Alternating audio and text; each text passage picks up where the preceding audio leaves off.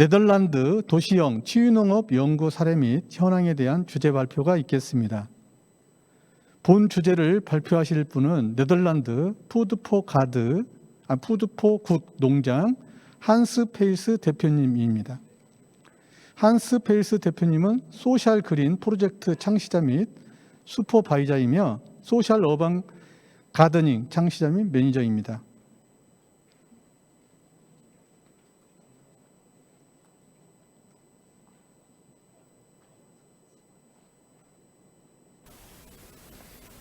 Hello everyone.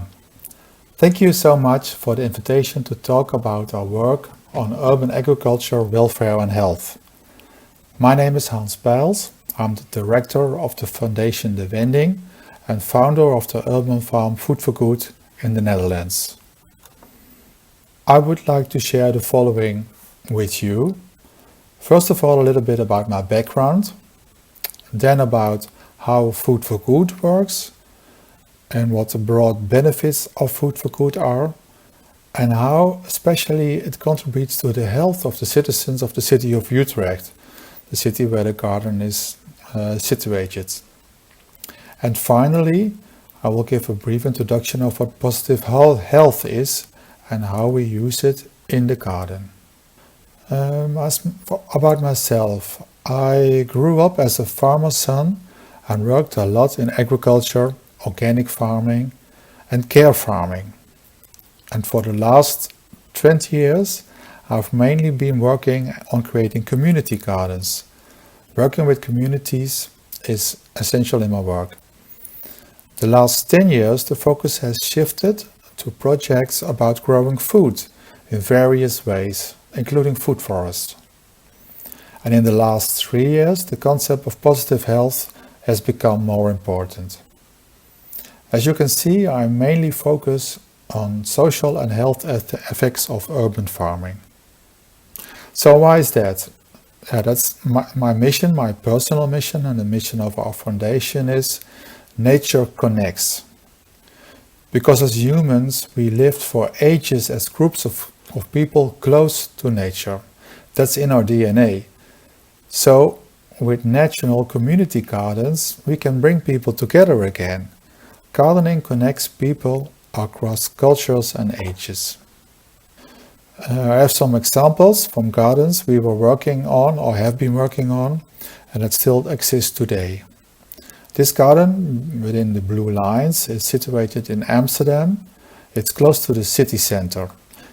It's about 3,000 square meters of public space between the buildings. The community produces food for the food bank and for a social restaurant. Another garden is this one. It's about 3,500 meters. It's in the suburbs of Utrecht. It's a historical site. It's on the old gardens of a castle. And here the community works together with several organizations and schools. Education about food is very important. This garden is also a public space. This is Food for Good, where I'm going to talk the most about today. That's our biggest garden. It's 7,000 square meters and it's also part of a public park. Before Corona, we had at least 50 visitors from South Korea. And one group has made this video and which has been shown on South Korean state television, I was told. It gives a very good impression how this urban garden is located in a city. So I will show you this. So now get a closer look at Food for Good. Food for Good combines professional healthcare or care with community gardens, with community gardening. We work with volunteers from the neighborhood with a stable structure of commitment and responsibility. Vulnerable people can work under the guidance of professionals in a safe manner and be active. The vulnerable people work together with the volunteers, so they integrate more in society. Connections between people who would not easily meet each other outside of the garden is one of the main added values of the garden. And in addition, vegetables, fruit, flowers, honey are grown and sold. Also oyster mushrooms are grown on coffee grounds. Paid workshops and team building days are also organized. Now I'll show you another video. In this video you will see people at work and they share how they experience working in a garden and what it brings them. And this video is subtitled in English. And now I want to show you how the working together works in the garden. Here, for example, on this picture you see 4 people working together. On the right, a retired woman is in charge of planting the lettuce. She knows what to do, how to plant the lettuce, at what distance, etc. On her left, a young man with an autistic background is doing the planting. He needs very clear instructions and then works very precisely. So he plants the lettuce perfectly. In addition, a young man with an intellectual disability waters the plants. He comes every day to water the plants, whether it rains or not. In this case, it's a very good idea to water because the plants do need water now.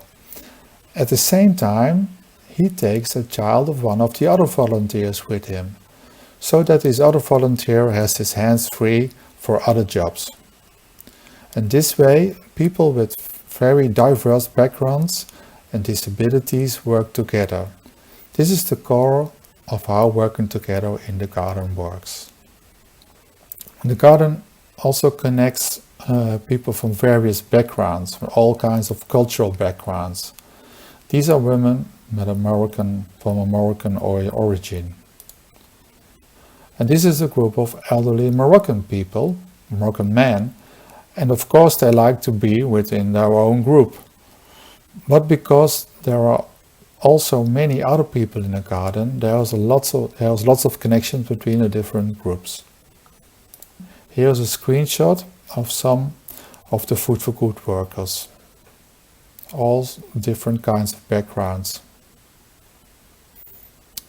In a community garden, a community city garden, it's very important that people from the neighborhood feel ownership of the garden, that they are empowered to take initiatives and make an effort to get something done in the garden. This contributes to their well-being. Here on this picture, those people are making a food dryer on sunlight. Herbs and vegetables and oyster mushrooms are dried in here and sold. And here's another example of a volunteer building an insect hotel. In addition to the social meeting function of the community garden, is finding peace and quietness in a busy city also very important. Various people come especially to work alone somewhere in a garden close to the earth, with their nose to the ground. In this way they clear their heads and feel more connected to the earth, nature and themselves. In Dutch we have a saying, learned young, done old. In English, according to the translators, it is the following saying: as the twig has bent, the tree is inclined. In any case, it's important that children, as young as possible, come into contact with nature and food production. That helps make their future lifestyle more healthy. The elderly also help, for example, to sort out seeds. It often brings up memories of their youth.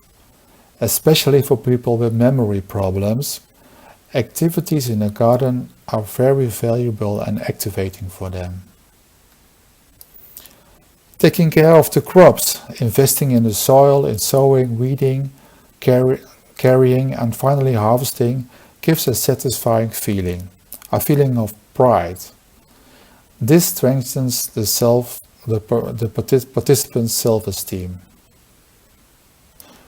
The garden is a public space, so visitors are always welcome. They can see and learn how vegetables are grown. At the same time, they come into contact with the diversity of people who work in the garden. this contributes to the tolerance between different groups of people.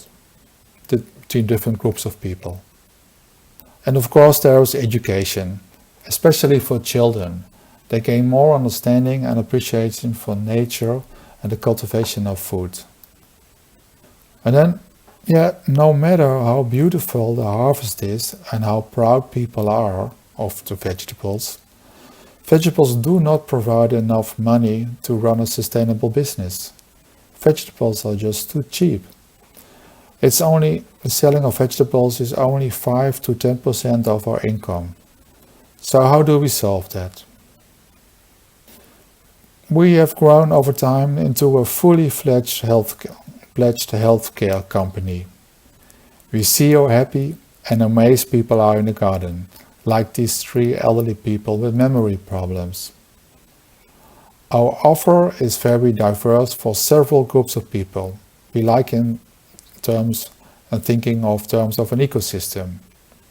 We guide about 80 unique participants per week.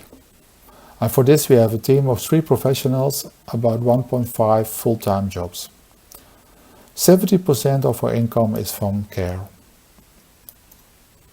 And then in addition, we have, as on sheet 25, we have income from commercial activities, like we rent out our spaces for meetings, we do catering, we do team building activities, and we do public activities around nature, food, health and sustainability.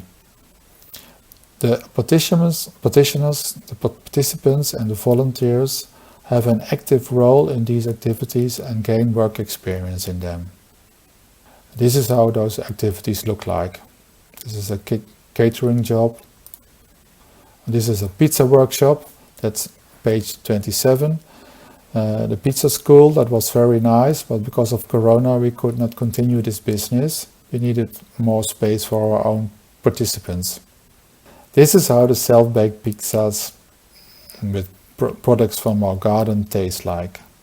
You see the 12 domains of the local municipality. It's not translated in English, but it's people, planet, profit. You can see in the middle, and there are all different domains around it. Urban agriculture creates added value in all these areas. Only there's no compensation is paid for this added value. The challenge for the urban agriculture is to gain financial appreciation for delivering these several different values. And these values, these added values, are measured and proven by various impact measurements. Because there is not a sound business model, healthy business model for these social urban agriculture, initiatives like Food for Good are dependent on private funds. And on this sheet you see the several logos of private funds where we get money from. Food for Good makes regular use of them, especially for investments. And those things together, the activation, the selling of produce and the funding and the funds, make the business case healthy. As you have seen, we approached urban farming from multiple perspectives, and we pay particular attention to the well-being of the people. We try to combine as many people and functions as possible to build healthy ecosystems of people, nature and organizations. Because the ecosystem is a community with a dynamic balance and a self-healing capacity and resilience. The strength lies in the diversity, the cohesion and in mutual relationships. This means we can create 1 + 1 is 3, and people and nature can thrive. This brings me to the concept of positive health. This way of looking at healthcare is more about people's ability to adapt and show resilience rather than repairing a disease. In positive health, health is a broader perspective, is broader than the absence of disease or symptoms.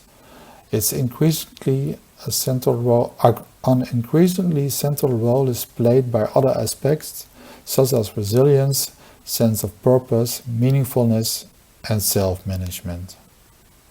So the emphasis is not illness, but on people themselves, on their resilience and what it is that makes their life meaningfulness. And here is a link from a Dutch site, but it's an English version. And with this spider web, people can score their health surface by filling out 42 questions about the 6 life domains that together indicate how people think and feel about their own well-being and health. This is used by general practitioners. We use it in guiding participants towards their own goals. Positive health is a big movement right now in the Netherlands, and that's why I thought it's important to show you. I hope I've been able to give you an idea of what urban agriculture on a small scale in a city can look like, and that it is important and promising to combine the various functions of urban agriculture, and that this leads to a solid, resilient initiatives with a broad social return.